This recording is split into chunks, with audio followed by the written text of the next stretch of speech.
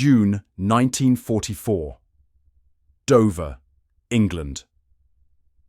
The thundering drone of RAF Spitfires overhead barely registered with Generalleutnant Hans von Ravenstein as the transport ship docked. After months in North African captivity following his capture near Tobruk, the decorated Afrika Korps commander had prepared himself for the worst. Reich propaganda had painted Britain as a crumbling island of desperate, starving people who would surely treat German prisoners with vengeful brutality. His hand instinctively touched the hidden pocket where he kept a single cyanide capsule, a final resort should British captivity prove as barbaric as Goebbels had promised. The first shock came immediately upon disembarkation. "Herr Generalleutnant," addressed the British captain in passable German, offering a crisp military salute. "You and your officers will be transported separately from enlisted men. Please follow me." Von Ravenstein's confusion must have shown on his weathered face. The British officer added, "We observe military courtesies here, sir. Your rank is still your rank." As the group of 37 German officers was led toward waiting transport vehicles, von Ravenstein noticed they weren't the battered lorries he'd expected, but rather requisitioned civilian coaches with intact windows and upholstered seats. The Wehrmacht general, who had commanded thousands during Rommel's desert campaign, found himself searching for signs of the propaganda-promised British collapse, the starving civilians, the bombed beyond recognition infrastructure, the desperate measures of a dying empire. Instead, Dover Harbour operated with methodical precision. The 1,872 German prisoners arriving that day, part of the 115,000 captured during Operation Overlord, moved through processing with unexpected efficiency. British military clerks recorded names, ranks and service numbers, while medical orderlies examined prisoners for immediate health concerns. Most striking to von Ravenstein was the absence of retribution. No humiliation rituals, no forced marches through hostile crowds, no deprivation of basic dignity. By mid-afternoon, the officers arrived at Kempton Park Racecourse, a requisitioned processing facility 18 miles west of London. Here, another surprise awaited. Each prisoner received a Red Cross parcel containing soap, tobacco, chocolate, and basic toiletries, luxuries already vanished from German civilian life. British Army records from June 1944 show these parcels standardized for all incoming POWs, regardless of rank or military branch. "I expected to be processed like cattle," Lieutenant Colonel Werner Kleist later wrote in his diary. "Instead, we were treated as officers who had surrendered honorably. The psychological disorientation was immediate. Everything we had been told to expect proved false within the first 12 hours. The evening meal delivered the most profound shock. Despite wartime rationing, the officers received a dinner of roast beef, potatoes, vegetables, and bread with real butter. Tea with actual sugar followed. War Office records confirm standard rations for German officer POWs included 3,300 calories daily, equal to British soldier rations and significantly exceeding German civilian allocations of approximately 1,500 calories. Von Ravenstein's first meal in Britain became a moment of profound dissonance. As he cut into actual beef, not the suspicious meat paste that passed for protein rations in the final years of the Afrika campaign, he observed his fellow officers' similar bewilderment. These men who had survived on increasingly meagre field rations now ate better in enemy captivity than their own families in the Reich. "The British are either fools or extraordinarily confident," whispered Oberst Friedrich Schultz across the table. "To feed enemies this well when their own people must surely be starving." Yet through the windows of the processing centre, the officers glimpsed ordinary British citizens going about their business. While clearly under wartime restrictions, they didn't match the propaganda image of a desperate, starving population. Women in factory uniforms waited at bus stops. Children carried gas masks as routinely as school bags.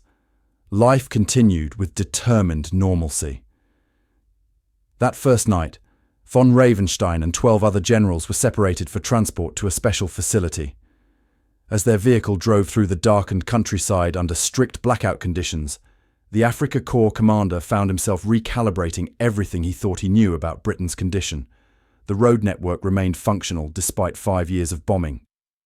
Military vehicles appeared well maintained. The orderly blackout discipline suggested a society maintaining control, not teetering on collapse. Shortly before midnight, the vehicle turned up a long gravel drive toward a massive country estate, silhouetted against the night sky. "Trent Park," announced the driver as they approached the mansion. "Your quarters, gentlemen." Von Ravenstein stepped from the vehicle, surveying the grand estate with increasing confusion. This was to be their prison? The magnificent country house with its manicured grounds stood in stark contrast to the POW camps he had expected. Camps that, in truth, more closely resembled what Germany provided Allied prisoners. What the German general couldn't know as he climbed the steps to the entrance hall was that Trent Park housed an elaborate British intelligence operation. Every room was wired with hidden microphones. Every conversation would be monitored and translated by specialized teams. His confusion and dismay at British treatment was precisely the psychological state his captors intended to create. For von Ravenstein and 1,152 other German generals and officers who would pass through British special interrogation centres, the first 24 hours of captivity delivered a decisive blow against Nazi ideology, more effective than any propaganda. The real war against their worldview had just begun. Morning light streamed through tall Georgian windows, casting long rectangles across the polished oak floor of Trent Park's Grand Library. Generalleutnant von Ravenstein stood motionless before floor-to-ceiling bookshelves containing thousands of volumes, many in German, French and English, their leather bindings intact despite 4 years of wartime shortages. The library alone measured nearly 100 square meters, larger than his entire command quarters in North Africa.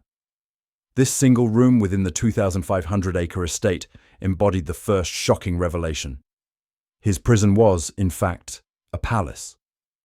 British intelligence had requisitioned Trent Park and similar country estates, Latimer House in Buckinghamshire, Wilton Park in Sussex, specifically to house high-ranking German officers.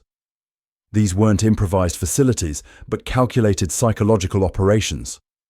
While 100,000 German enlisted POWs occupied standard camps across Britain, the 3,800 captured officers experienced a different captivity entirely, one designed to dismantle their ideological certainties through unexpected luxury. "My bedroom contains a 4-poster bed with linen sheets," wrote General Major Ferdinand Heim in correspondence later intercepted by censors. "The windows overlook formal gardens where peacocks roam. If Goebbels could see us now, he would suppress the information immediately." At precisely 8 AM, a uniformed British batman, a personal servant assigned to officer prisoners, knocked at von Ravenstein's door. "Your morning tea, sir," he announced, setting down a silver tray bearing a porcelain teapot, cup, and a small plate of toast with marmalade.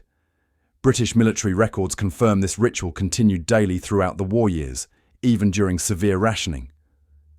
The War Office allocated 27 domestic staff to maintain Trent Park's operations for just 64 German general officers, a ratio demonstrating Britain's extraordinary commitment to this psychological approach.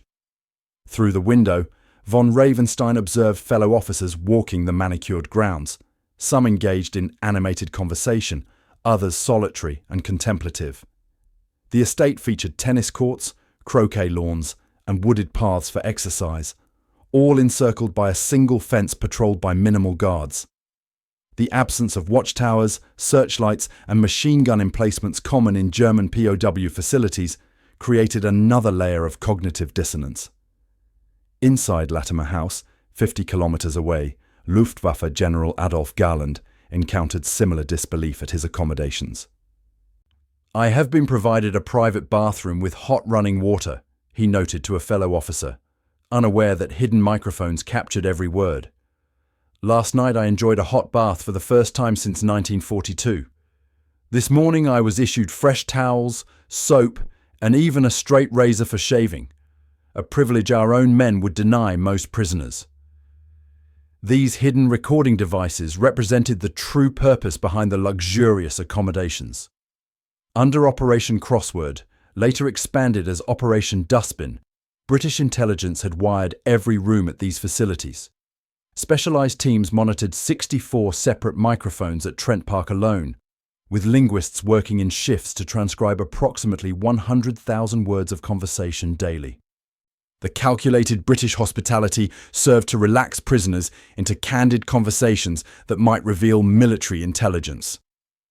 The officers' dining room at Trent Park seated 36 at a time at tables covered with white linen tablecloths. Meals were served by staff using pre-war silver service.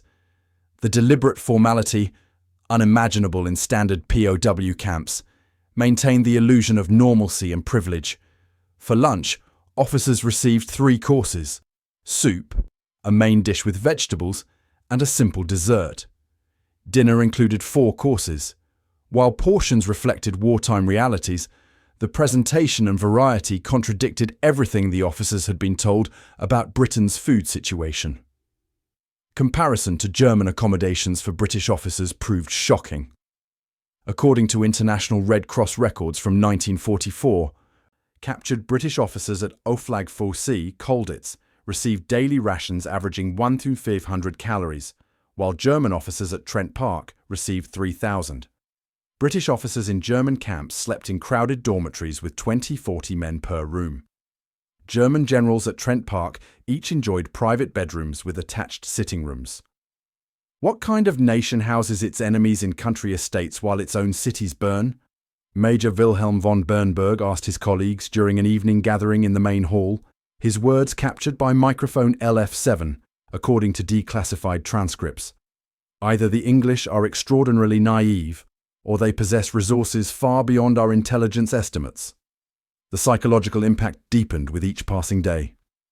Nazi ideology had prepared these men to withstand harsh treatment, even martyrdom, which could reinforce their sense of righteousness. Instead, they faced the subtle undermining of comfort and respectful treatment. How could the British spare such resources for enemies if they were truly on the brink of collapse?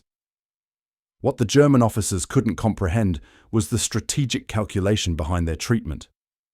The British understood that comfortable, talkative officers revealed more intelligence than those being interrogated under duress. Field Marshal Bernard Montgomery himself had approved the approach, noting, "A general with a full stomach and warm bed will tell his colleagues more than he would ever tell an interrogator." As darkness fell over Trent Park on the 3rd evening, von Ravenstein observed lights throughout the mansion remaining on well past blackout regulations required for ordinary buildings. From his window, he could see the distant glow of London, a city that, according to Nazi propaganda, should have been reduced to rubble and darkness. Instead, though bombed, Britain's capital continued functioning. The contrast between expectation and reality grew more disorienting with each passing hour. In that moment of private reflection, what von Ravenstein couldn't know was that the most profound test of his worldview had only begun. The accommodations were merely the opening gambit in Britain's sophisticated campaign to unravel the ideological certainties of Hitler's officer corps. The silver teaspoon clinked against bone china as Generalleutnant von Ravenstein stirred his morning tea, the sound echoing in Trent Park's breakfast room. Before him sat a plate containing 2 eggs, actual hen's eggs, not the dried powder that had become standard even for officers in the Wehrmacht.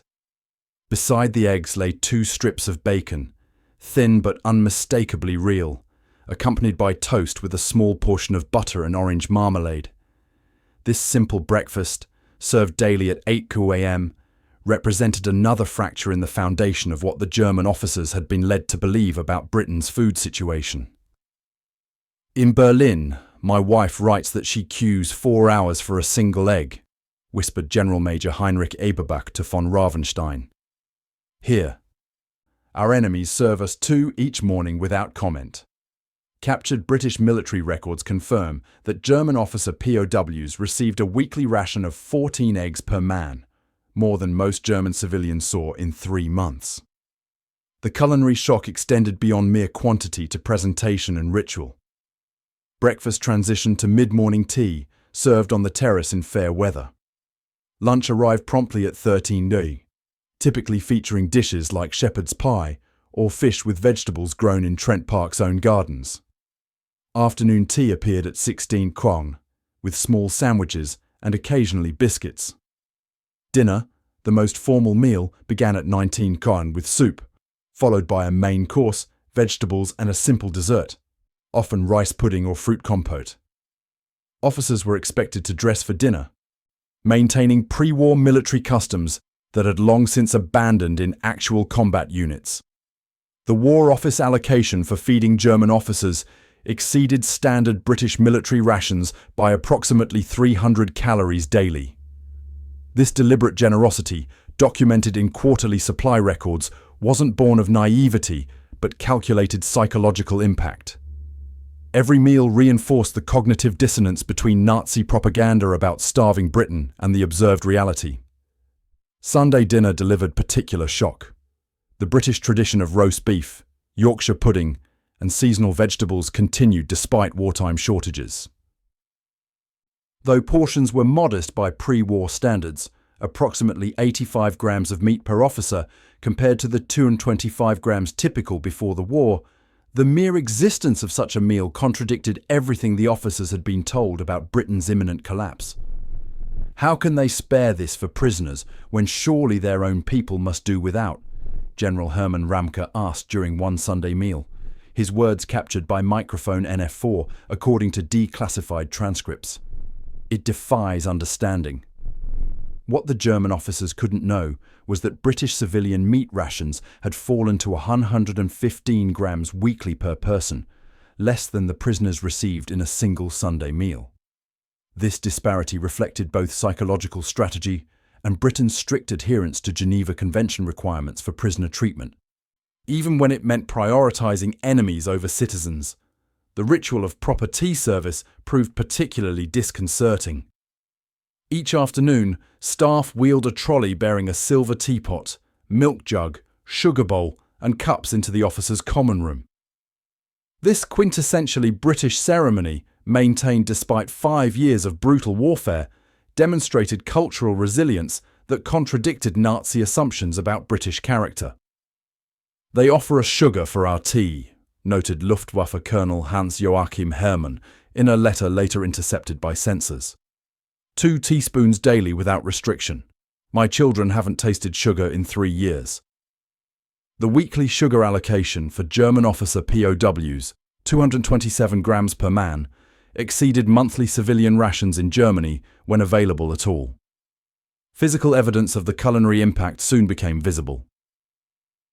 Medical records from Trent Park's infirmary documented weight gain among 78% of officer prisoners within 3 months of arrival. Von Ravenstein himself gained 4.5 kilograms by autumn 1944, his uniform requiring adjustment.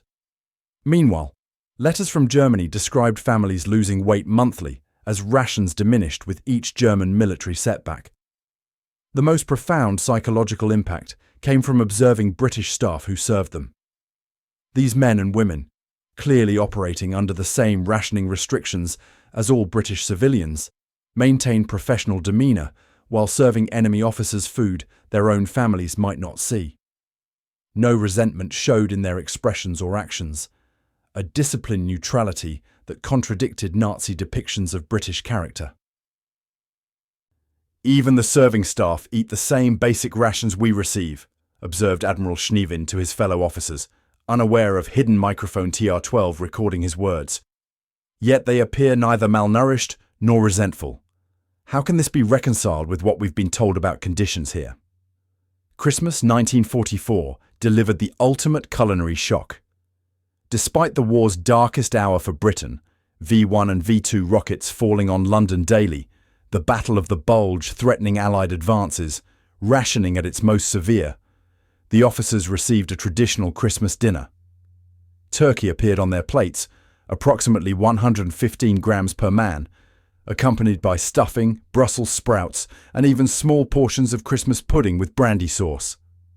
The meal required special authorization from the War Office, documented in memoranda, justifying the expense as investment in psychological operation with potential intelligence dividends. That evening, Von Ravenstein sat in his private room, writing in a journal that would later be discovered during declassification. Today we consumed a Christmas feast while German civilians surely went without. The question becomes unavoidable. If our enemies can maintain such standards during their darkest hour, what does this reveal about the fundamental premises of our cause? Either Britain possesses resources far beyond our intelligence estimates, or the deprivation in Germany results not from Allied pressure, but our own system's failures. The culinary experience at Trent Park achieved what formal interrogation could not. It systematically dismantled ideological certainties through the universal language of food. The officers found themselves confronting a profound question. If Nazi propaganda had so fundamentally misrepresented Britain's food situation, what other falsehoods had they accepted as truth? Generalleutnant von Ravenstein ran his fingers along the spines of books lining Trent Park's library shelves, pausing at authors forbidden in the Reich for years. Thomas Mann, Stefan Zweig, Erich Maria Remarque. The estate's library contained over 4,200 volumes, including 843 German-language books, many burned in Nazi book piles since 1933. British intelligence had deliberately stocked these shelves with literature banned under National Socialism, creating an intellectual freedom that proved as disorienting as the physical comforts. "I found a complete collection of Einstein's works yesterday," whispered Admiral Schneewin to von Ravenstein, glancing around despite their apparent privacy. "Physics, we've been told, is Jewish science, yet forms the foundation of modern warfare. I've spent 3 hours reading material that would earn imprisonment in Germany." Unknown to them, microphones captured every word of their literary discoveries. The cultural immersion extended beyond books. Gramophone records of classical music, including compositions by Mendelssohn and Mahler, banned in Germany as degenerate, filled evening hours with sounds many officers hadn't heard in years. Records from the camp commandant's office show weekly deliveries of newspapers and magazines including The Times, The Economist, Picture Post, and uncensored American publications.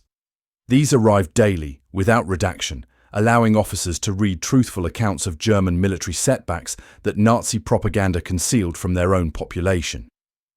YMCA representatives permitted regular access to POW facilities under Geneva Convention provisions, organized educational opportunities unprecedented in captivity. Records show 37 different courses established at officer camps by December 1944, ranging from English language instruction to economics, history, and political science. At Wilton Park alone, 124 German officers enrolled in university-level courses taught by actual Oxford and Cambridge lecturers temporarily commissioned as education officers. This morning I attended a lecture on democratic systems by Professor Hamilton from the London School of Economics, General Major Ferdinand Heim noted in correspondence later reviewed by censors. We were permitted to ask uncensored questions and received answers that contradicted everything we've been told about Anglo-American democracies. What's most disturbing is the lecturers' willingness to acknowledge problems within their system, a self-criticism that suggests genuine strength rather than weakness. The recreational facilities reinforce this cultural immersion. Trent Park's 200 acres included tennis courts, where British officers regularly joined Germans for doubles matches. Croquet lawns, walking paths through manicured gardens, and a small golf practice area provided physical outlets beyond the compulsory morning exercises. Football matches between German teams became regular events, with equipment provided by the Red Cross. Records show 16 different sporting competitions organised at Trent Park during 1944 alone. The contrast with German treatment of captured British officers proved stark. International Red Cross inspections documented that Allied officers in German camps received no comparable educational or recreational opportunities. The average space allocated to British officers in German Auflags measured 1.4 square metres per man, compared to the 9.3 square metres provided to German officers in British facilities. These statistical disparities, revealed through neutral Swiss inspections, undermined German officers' assumptions about comparative treatment. Most disorienting was unrestricted access to BBC broadcasts. Every evening at 18 WOM, officers gathered in the common room to hear news bulletins delivered in multiple languages. Unlike German broadcasts with their triumphant distortions, BBC reports acknowledged setbacks while providing accurate frontline information. Many officers initially dismissed these broadcasts as propaganda until the pattern of truthful reporting became undeniable. For 3 consecutive weeks, we heard BBC reports of Allied advances that Goebbels surely concealed from our people, Colonel Hans-Joachim Hermann confided to a fellow officer, his words captured by microphone LR7. When the same information appeared in neutral Swiss newspapers days later, I began questioning everything we've been told about this war. The intellectual experience at Trent Park created dangerous fractures in Nazi worldview. Transcripts from hidden microphones reveal increasing divisions among officers, some doubling down on ideological certainty, others beginning fundamental reassessments. By February 1945, British intelligence identified 3 distinct groups. Approximately 15% remained committed National Socialists, 30% had completely rejected Nazi ideology, and 55% existed in various states of ideological crisis. This ideological sorting occurred most visibly during evening debates in the officers' lounge. Declassified recordings capture heated arguments about Germany's future, Hitler's leadership, and responsibility for the war. These conversations, unthinkable in Germany where such talk meant death, flowered in the safety of British captivity. Intelligence analysts noted particular disruption following Hitler's failed assassination in July 1944, when previously loyal officers began openly questioning the Führer's military competence. The most significant cultural shock came through interactions with British staff. German officers observed Jewish officers serving in the British military, women performing essential war work with confidence and competence, and different races working together within military structures, all contradicting Nazi racial theories. These daily encounters with living refutations of Nazi ideology accomplished what no propaganda could. They made abstract principles concrete through human interaction. "Today, I played chess with a Jewish captain from the Intelligence Corps," wrote Generalleutnant Ludwig Cruel in a diary later confiscated. "His knowledge of German literature exceeded my own, and his analytical mind proved formidable. For years, we've been told such men are subhuman. Yet in 3 hours of conversation, I found more intellect and humanity than in many party officials I've endured. If we've been so fundamentally wrong about this, what else might we have misunderstood?" British authorities carefully documented the psychological evolution. By tracking which books officers requested, which lectures they attended, and which friendships they formed, intelligence officers created detailed profiles of ideological transformation. These assessments would later determine which officers might influence post-war Germany's reconstruction. What the German officers couldn't recognize was how thoroughly this cultural immersion reshaped their fundamental understanding of British society. The nation they had been taught was decadent, weak, and collapsing instead demonstrated intellectual vitality, cultural confidence, and moral clarity, even toward enemies. This realization initiated irreversible psychological transformation that would continue long after captivity ended. April 1945. The air raid siren's wail cut through the morning calm at Trent Park, sending British staff calmly to their designated positions, while German officers watched in confusion. 5 minutes later, von Ravenstein stood at his window, observing London's distant skyline as puffs of anti-aircraft fire bloomed against blue sky. The V-1 flying bomb's distinctive engine cut out mid-flight, that moment of terrifying silence before impact. Then the distant flash and rumble of explosion. Yet around him, Trent Park's operations continued with barely a pause. The librarian remained at her desk cataloguing books. Gardeners continued pruning spring roses. The kitchen staff proceeded with lunch preparations. "The English don't run," whispered General Major Bassange to von Ravenstein as they watched from the terrace.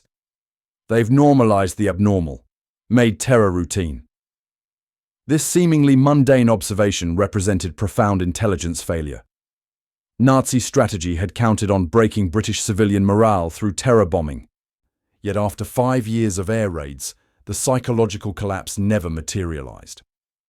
3 days later, Generalleutnant von Ravenstein received permission to join a supervised work detail. One of 1,000 such groups formed across Britain, utilizing German officer labor for agricultural and reconstruction projects.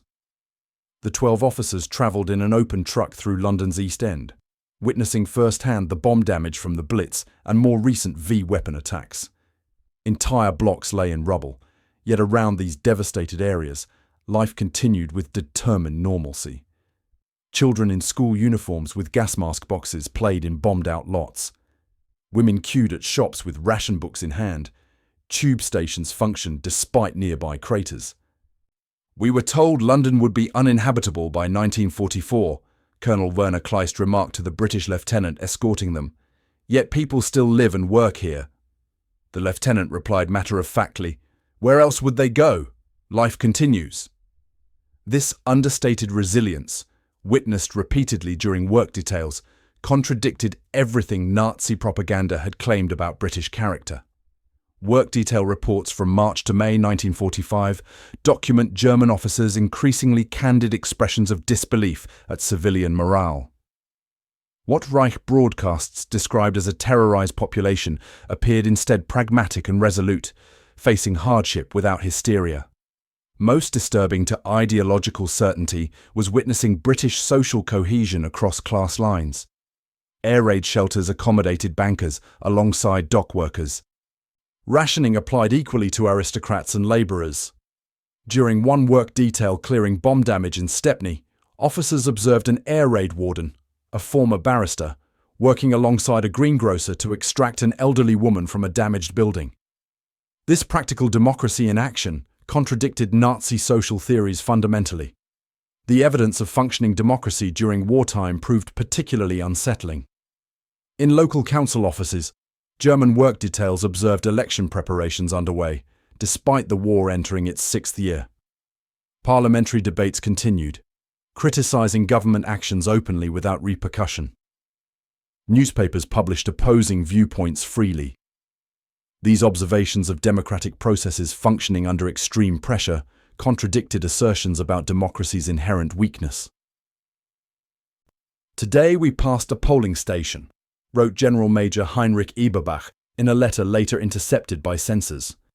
Citizens were voting in local elections despite the war situation.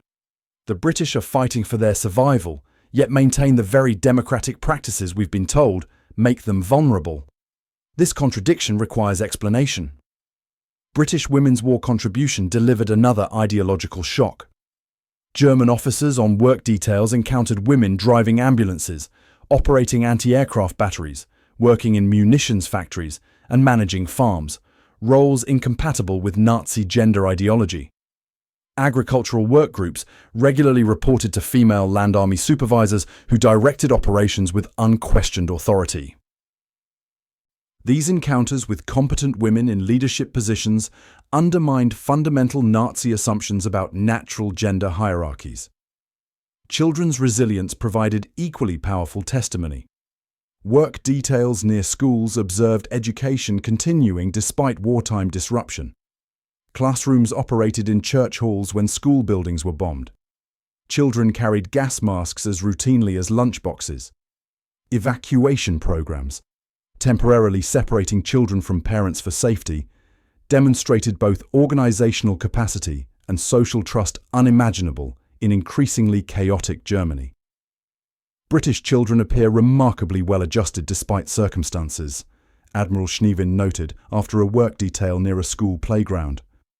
They play, study, and develop normally, while German children face far greater disruption with less institutional support.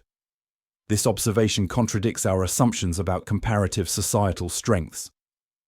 Statistical evidence of British production capacity, witnessed firsthand during work details, further undermined Nazi propaganda. A group clearing bomb damage near an aircraft factory learned the facility produced 120 Spitfires monthly, despite repeated targeting. Agricultural details discovered Britain still produced 70% of its food needs, despite U-boat campaigns. German officers calculating production figures based on observed activity consistently derived numbers exceeding official German intelligence estimates by 30–45%. Most psychologically significant was the contrast between increasing British organisation versus deteriorating German circumstances. Letters from home described accelerating chaos, food distribution failures, transportation collapse, administrative breakdown. Yet Britain, under equal or greater bombing pressure, maintained functional systems. This contrast between propaganda expectations and observed reality created profound cognitive dissonance. The discrepancy between what we were told about Britain and what we witnessed daily cannot be reconciled, von Ravenstein confided to his journal in May 1945. Either our intelligence services fundamentally misunderstood British society, or we were deliberately misled for years. Neither possibility offers comfort about our leadership's competence. As Germany's collapse accelerated in spring 1945, officers at Trent Park gathered around radios listening to BBC broadcasts describing conditions unimaginable months earlier. Soviet forces entering Berlin, Hitler's suicide, German surrenders on multiple fronts. The accuracy of these reports, confirmed through neutral Swiss sources, completed the demolition of trust in Nazi information. Officers who had initially dismissed BBC broadcasts as propaganda now accepted their factual reliability, having observed the pattern of truthful reporting even when acknowledging Allied setbacks.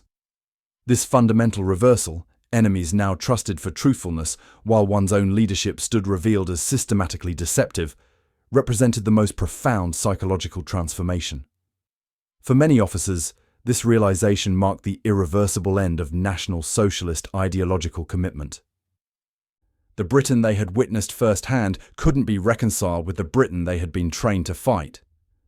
The war of perception was lost long before Germany's military defeat. September 1947. Wilton Park, Sussex. Former Generalleutnant Hans von Ravenstein addressed 70 German prisoners of war, selected for leadership roles in occupied Germany. The Afrika Korps commander, who had entered British captivity, convinced of Nazi Germany's ultimate triumph, now spoke of democratic principles, rule of law, and Anglo-German cooperation with the conviction of genuine conversion. His transformation, from decorated Wehrmacht general to advocate for democratic Germany, exemplified the British approach to prisoner rehabilitation that would influence post-war Europe profoundly. What we witnessed in British captivity wasn't enemy propaganda, but functioning civilization under extreme pressure, von Ravenstein told the assembled officers. The lesson of our captivity isn't that we lost a war, but that we pursued the wrong society entirely.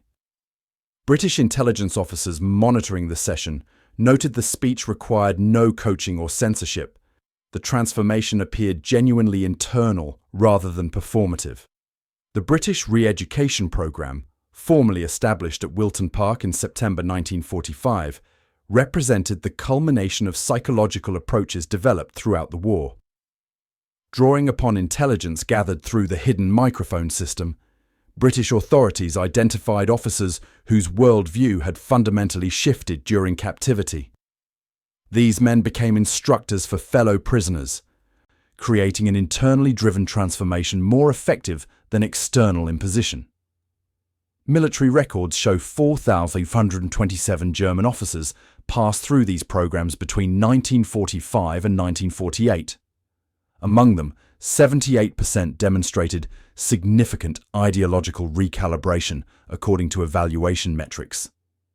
Follow-up studies tracking these officers after repatriation found that 62% became actively engaged in democratic reconstruction, taking positions in education, civil administration, and the judiciary of West Germany. Admiral Schneewind, who had commanded German naval forces in Norway before capture, returned to Hamburg in 1947 to help establish democratic maritime education.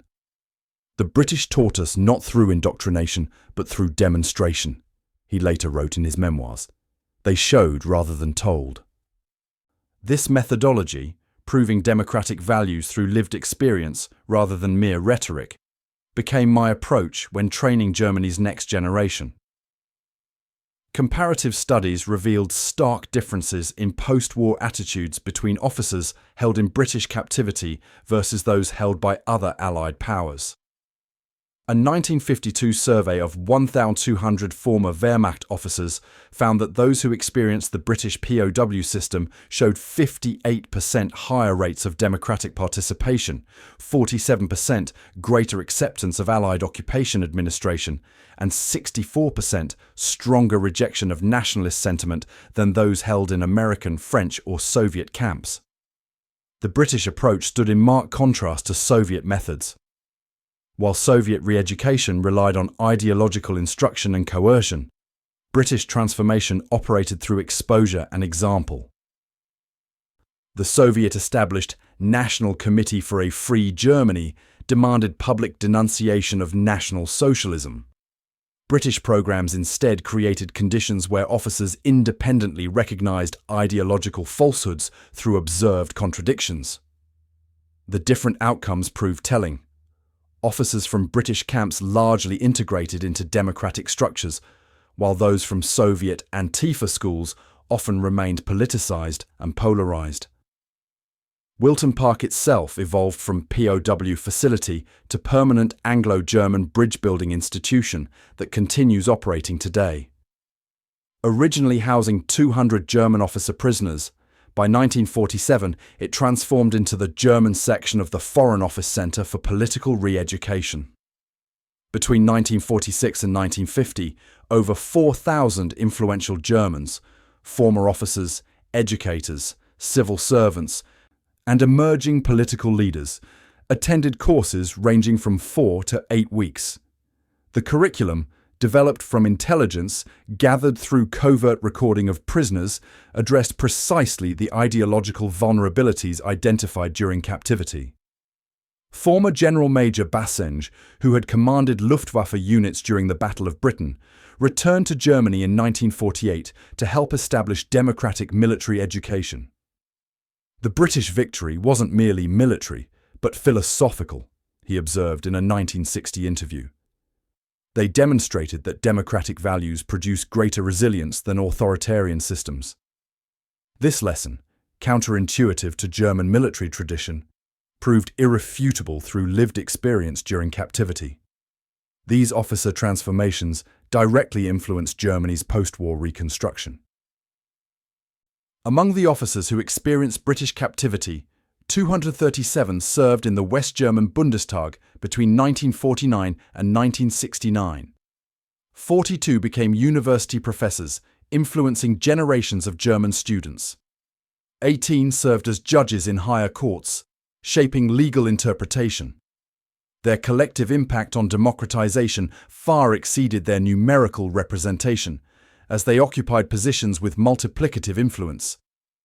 Perhaps most significantly, these officers became advocates for German integration into Western alliance structures. Their first-hand experience with British society created an Anglo-German understanding that helped overcome historical animosity. NATO's formation in 1949 found unexpected support from former Wehrmacht officers whose captivity had convinced them of democratic nations' defensive rather than aggressive intentions. The statistical evidence of this transformation appears in denazification records. Among German officers processed through British re-education programs, 84% received Category 5 classification, exonerated, or Category 4, follower, not incriminated. The highest rehabilitation rates among all POW groups. American denazification authorities noted the striking difference between officers from British camps versus those held elsewhere, describing the former as demonstrating fundamental value realignment rather than mere compliance. This transformation extended beyond individuals to German institutions. When the Bundeswehr formed in 1955, its founding principles explicitly rejected Wehrmacht traditions in favor of democratic military structures resembling British models. The concept of innere Führung, inner leadership, making soldiers citizens in uniform, rather than separate military caste, drew directly from lessons former officers observed in Britain, where military service remained integrated with civil society rather than ideologically isolated. Hans von Ravenstein died in 1989, just months before the Berlin Wall fell. His funeral in Hamburg was attended by 3 British officers who had served at Trent Park during his captivity, now elderly men who had maintained friendship with their former prisoner for over 4 decades. This personal reconciliation mirrored the broader Anglo-German relationship that evolved from enmity to alliance. The transformation of German officers through British captivity offers profound historical lessons about effective ideological change. The approach succeeded not through coercion, humiliation, or indoctrination, but through witnessed contradiction between expectation and reality. Britain's most effective weapon against Nazi ideology wasn't firepower, but demonstrated truth, allowing enemies to observe functional democracy, resilient society, and ethical treatment, even during civilization's darkest hours. Von Ravenstein's journey from desert general to democratic advocate embodied Britain's ultimate victory, not merely defeating an enemy army, but transforming enemy minds. The officers who couldn't believe their first days in Great Britain became Britain's most effective ambassadors in post-war Germany, having experienced firsthand that civilization's strength comes not from force, but from values worth defending.